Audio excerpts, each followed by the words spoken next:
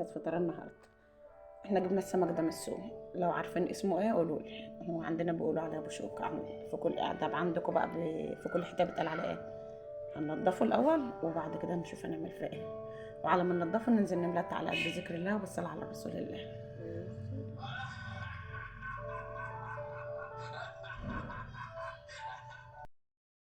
يلا حبايبي كده بقى هنعمل ايه، الرز بتاع السمك بالصابر. حمر البصل، حمرها قوي. انا ما تقولش ان انا حرقت، لا حمري عشان يديكي لون حلو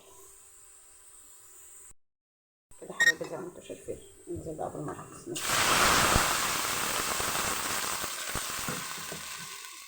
تغلي نحط لها الملح والتوابل بتاعته، شويه كمون بس ما تكترش يعني. لما تغلي ننزل بالرز عليها.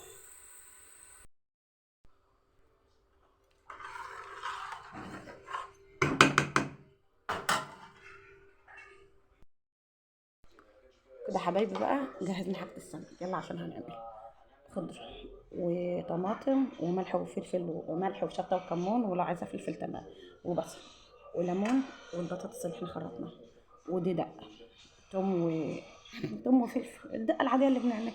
هنقلب كله مع بعضه هوريكم هنعمل فيها ايه تاني حاجه. كده حبايبي فضينا البطاطس وهننزل بالخلطه اللي كنا عاملينها ديت. ننزل بقى عليها نقلبها حلو ونفرشها في قلب الصينيه عشان ننزل بالسمك عليها.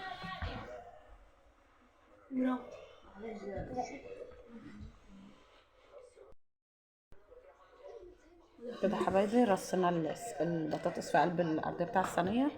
مش عايزه تحط بطاطس تمام، بس هي حلوه بتبقى طعمها حلو معاها يعني، جربيها مش هتندمي.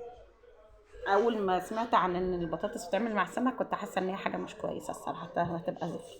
بس احنا بناكلها مع الفراخ عادي ومع اللحم. فالمهم هتجربيها هتلاقيها حلوه باذن الله. نحط السمك كده وننزل ببقيه الخلطه دي عليه.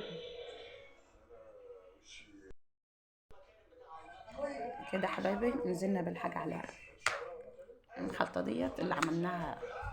ننزل عليها بقى بشويه زيت بسم الله.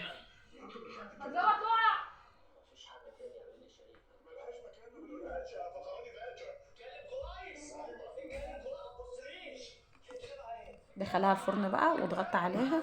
عندك ورق فويل ماشي، هتغطيها بصينيه تانية تمام، اي حاجه المهم تغطيها عشان ايه، البطاطس كده كده رقيقه بس عشان تستوي حلو. ونروح مغطينها وما تستوي نشيل الغطا وتاخد لون من الفرن من فوق.